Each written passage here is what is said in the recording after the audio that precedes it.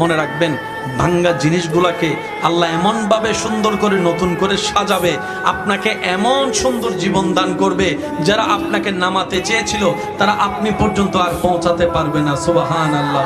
যারা আপনাকে টেনে ধরে নামাতে চেয়েছে তারা অনেক পিছনে পড়ে থাকবে, আপনি রবের রহমত নিয়ে অনেক দূরে এগিয়ে থাকবেন। মনে রাখবেন, শুধু একটু সয়ে যাবেন, একটু ধৈর্য ধরে থাকবেন, একটু সহ্য করে চুপ করে থাকবেন।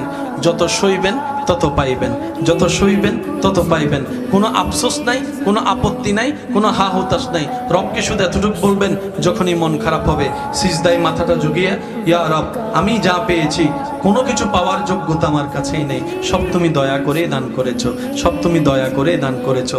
একটা জিনিস পাওয়ার যোগ্যতা আমার নাই, এই চোখ পাওয়ার মতো যোগ্যতা আমার কাছে নেই, এই কান শোনার মতো কান আমার কাছে নেই। আল্লাহ, কোনো কিছুরই পাওয়ার যোগ্যতা নাই, তুমি দয়া করে দেখার জন্য দুইটা চোখ দিয়েছো, তোমার দরবারে শুকরিয়া। সুবহানাল্লাহ।